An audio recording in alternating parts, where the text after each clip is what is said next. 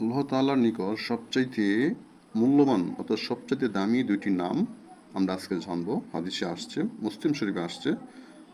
عن ابن عمر رضي الله عنه تعالى عنه قال قال رسول الله صلى الله عليه وسلم إن أحب أسمائكم إلى الله عبد الله وعبد الرحمن রাহুল মুসলিম।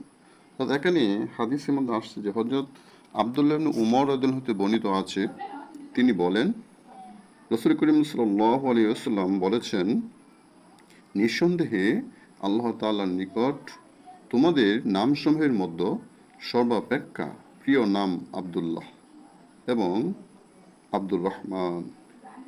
এটা মুসলিম শরীফের হাদিস। এজন্যই আমাদের নাম, বাচ্চাদের নাম রাখার ক্ষেত্রে বিষয়টা লক্ষ্য রাখতে হবে যেন টিভি বা বিভিন্ন নাটক বা সিনেমা থেকে নাম আমরা না নিই। বিভিন্ন খারাপ নাম আছে, সেই সমস্ত যেন না নিই। আমরা প্রথমেই লক্ষ্য রাখবো, যখন সন্তান ভূমিষ্ঠ হয় 7 দিনের মাথায় বাচ্চার নাম একটা সুন্দর নাম রাখা হচ্ছে সুন্নত।